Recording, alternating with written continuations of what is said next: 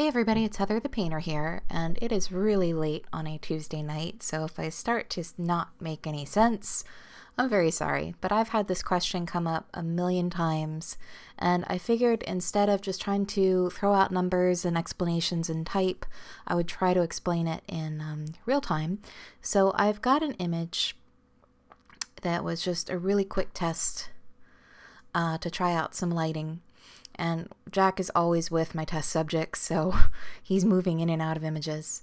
But we were just trying to play with a lighting setup, and I figured this would be a really good demo to show how to freehand paint hair, especially curly or wavy hair, as straight hair is so much easier to paint.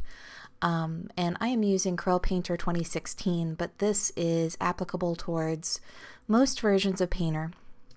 So if you've got a couple brushes that you're really comfortable with, I'd pull those out. In general, I typically use round brushes for hair because of the amount of control and detail they give me. So I'm going to pull up an oils brush, and I'm going to pull up the Smeary Round, and I'm going to make a crazy test mark. Let me undo that. Before we get started, I'm going to pretend like this is a real world painting, so we would have our clone set up already. Normally in real time I work with file quick clone, but in this case, because of the time, I'm going to do a file clone. Make sure my tracing paper is set to 0 in the clone source palette, so we can easily toggle it on and off to see the changes. And I'm going to zoom in. So we've got a little bit of an ear sticking out here. We can cover that up with hair. We can fluff up the hair, give her a little bit more. And she's actually got quite a color range in those strands. So if you look on the color wheel while I'm using my dropper tool, which the shortcut is D on the keyboard, we have quite a bit of range here. And we need to mimic that. So a couple things that you want to keep in mind is hair on the highlight side is going to be a very different color than hair on the shadow side. So if you can see that, it's actually gone a little bit warmer and a little bit grayer. So make sure that you're not just picking one color and you're being really lazy and putting it everywhere, or it's going to look very cartoony. So we're going to constantly be toggling and resampling, and I'm going to try to build this up very gently with lots of paint. So Smeary Round, let's make a test mark. So straight out of the gate, I think this is straight out of the gate. Here we go. It's a little bristly, it's a little harsh, but we're going to make some major tweaks to it. So I'm going to, let's do an opacity about 60. My reset, I typically keep between 10 and 20%, so let's try 20. Bleed, I'm going to keep very high because I want it to be nice and smooth. And feature is really dependent on your document size and your brush size. So we need to find a feature that works and then let it rescale to our size. So that mark was a little textured, a little bristly.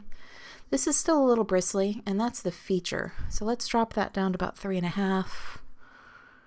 Oh, let's go a little lower. Let's go to 3. Now I'm chickening out. Let's go back up to 3.2. That I'm pretty happy with. That gives you a little bit of separation, but it's not so bristly that it looks fake. So I'm not going to work on layers because we've got that clone in the background in our clone source. We can work straight on our canvas. And I'm going to sample a dark color, D on the keyboard, and then toggle back to B for brush. And I'm going to eyeball where I want to bring out this hair. So I'm just kind of sketching it out. Sample again. I'm going to fill it in. Let's back out really quickly. Command minus. I'm on a Mac. If you're on a PC, it's Control. Looks good. So I need to build up a fairly solid color first before we start layering in those strands. And I'm looking for something fairly neutral. A little darker than that. Let's go a little neutral.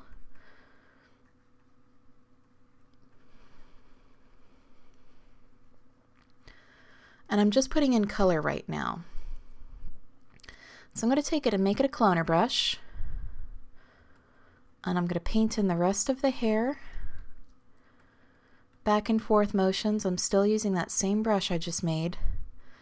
And I'm following the folds and the curls of that hair. Now that we're getting into smaller strands, I probably should change my brush size, make it a little bit smaller. And if this were a real world painting, everything else would be done. I typically save the hair for the very last thing on a painting. But just for the demo's sake, you'll have to pretend. So there we go. And I go very in depth on hair in all my tutorials on the heatherthepainterstore.com site. We spend a long time on hair, various hair, how to build it up, how to clone it, how to bring it to life, how to give it luster. But I figured this would be a good time to show you how to extend and freehand paint. So we're going back into color mode, and we're noticing a really big shift. And I say we because Jack is here with me. He's probably snoring at my feet. So we need to make this look more like this section. So I'm going to start sampling and layer that in. Now at this point I'm going to start spreading out my bristles so it looks like separated strands of hair. And we're going to change that by adjusting our feature. So I'm going to try 3.5. Let's go to 4.5. Looking better. Let's try 5. I just had a very big sigh come out of my puppy. 5.3. That's pretty good. You see how we get a little bit more separation in that bristle? So I'm going to start building up a little bit of dark tones. We can see we've got some dark roots. Need to really make sure I'm matching that color. Give it a little bit of life here. And I'm kind of putting it in areas where, you know, the hair would bounce or curl or retract. And we're going to start building our lighter values. So I'm going to sample. I should sample really close to where I'm going to put the color down. I'm not trying to obliterate everything, but I'm sampling close by. And at this point I'm going to drop my opacity to about 40 because I'm chickening out. Sample a little bit here. We're going to cover up that ear. The only way we're going to cover it up is just putting pure color. If we keep blending, eventually we're going to make mud in that section. So I'm constantly sampling nearby and then keeping in mind what the lighting pattern is naturally doing to that hair. So I'm going to sample, go a little over top, sample, little over top, sample. Let's get some hot highlights here. I'm going to drop my opacity to lower to 20. And we can see there's a nice bit of highlight hitting that section. So let's carry that throughout. And my opacity at 20 was not a good choice. Let's go back up to 40. There we go. Now we can see something. And you'll notice I'm frequently toggling between my tracing paper and my document just so I can kind of keep in mind, am I on the right track? Okay, so now I'm going to take this brush and use it as a blender. So I'm going to turn my reset to 0, make a big brush. So reset to 0 makes it a blender. It means there's no color on your brush. And it's a little harsh. Let's drop that down to 20% opacity.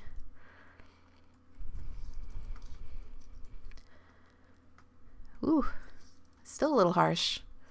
Let's take that feature, make sure it stays around 5. And that is with my size being around 23. And this brush should gently smooth everything out. Now there's a new function in Painter 2016 we're going to try. Let's pull that up. It is Window, Advanced Brush Controls, and it's called Enhanced Blending. So we're going to pull up our blending palette. If you touch the name, you can remove the palette as it's not behaving. Okay. So if we look into our blending part, I'm going to put the preset to balanced and click Enhanced Layer Blending. Let's see if this makes a difference. So this should give me a smoother blend. It's doing a little bit for me. In earlier versions of Painter, it does not have this capability, so sorry guys. This is only in 2016. So I'm kind of blending along the same plane, but I'm also getting a little bit too ghosty and too muddy. So let's click that off. And here's where kind of the hard work comes in. We need to build up those strands individually. So we're going to pull up Oils, Detail Oils brush. Make it really small. You know what, I should reset this. Okay, so this is how the brush comes straight out of Painter. We're going to give it about 40% opacity, 30% reset. Let's try 70 bleed. Let's go to 60 opacity. So this is your individual hairbrush. So right now, these are my settings. And I'm probably going to drop my size a little bit smaller because this is your individual strand brush. So 60 opacity, 30 reset, 70 bleed, no jitter. This one's really important to do brush calibration too. So without brush calibration, I just kind of have, you know, a line. With brush calibration, now we have something that's very, very expressive. So a light mark gives me a very thin mark, or I should say light pressure gives me a thin mark. Heavy pressure gives me a solid mark. So it's going to be nice and expressive. So if you feel the need to do extra layers at this point, we can add a layer. Click on this middle button, pick up underlying color. And I'm going to sample some of these dark strands because I've lost a little bit of that separation. It's a little heavy. Let's go to a 30% opacity. Still a little heavy. Let's go to 20% opacity. And I'm trying to build up a little bit of that separation that was naturally in her hair because this is going to make it very believable.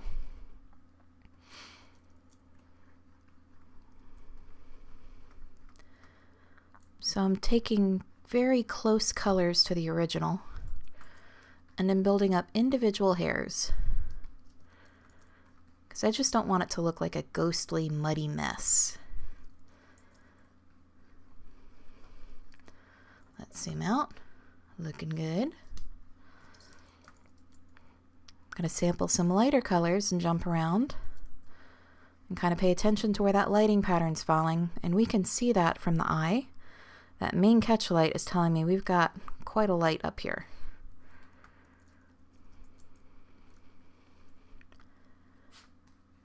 Oh, somebody just woke up.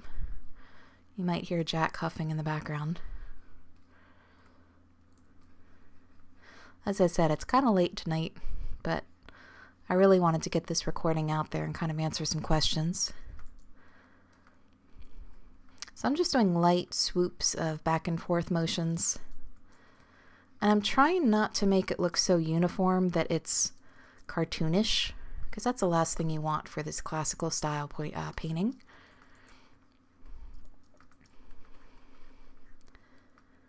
I'm just putting in some lighter values. I'm making a gazillion marks. And you'll notice what I'm not doing is starting at the base and going all the way down. So that would be the equivalent of like drawing, but then you get cartoony. So I'm only putting values or lights to darks where the light is naturally hitting it.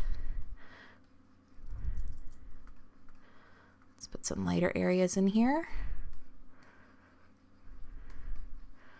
I feel a little bit of a need to blend, so let's pull up that smeary round again. Make sure our reset's at 0. I'm going to blend. Now this one's being a little clumpy, so I'm going to show you a trick. We're going to go to Window, Brush Control Panels, and we are going to find Well is in here somewhere. Let's just open up General. It'll show us the well. So, you know what? I take that back. Let's go to Size. You see how the expression under Size is set to pressure? We're going to turn that off. So Size, Expression, None. And then I am looking for Blending. Make sure Enhanced Layer Blending is on under Blending. And we'll close that. And now I'll make a crazy mark here.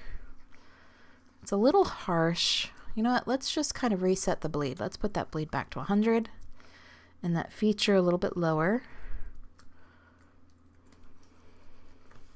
There we go. So it should be a nice soft brush. And again, I'm just kind of going over top of some of these areas, just lightly touching them, and they kind of feather in now. And I'm going to keep building up this area with that detail brush until I have a really nice range of highlights, because she's got some beautiful silky highlights in this hair. And that's only going to come from building up your contrast and giving some kind of separation in the hair.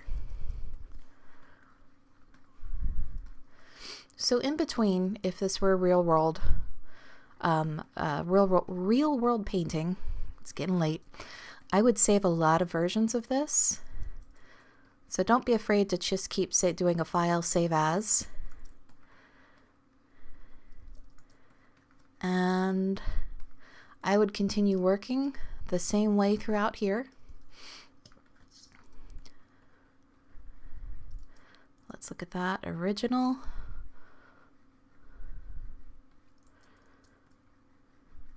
We can fake some dark marks to look like it's starting to kind of separate as we have different locks doing different things. So a little bit of separation in there. Then take our smeary round again, since it's set to a blender. And it's still a little harsh for me. Let's go see if we can find an alternate brush.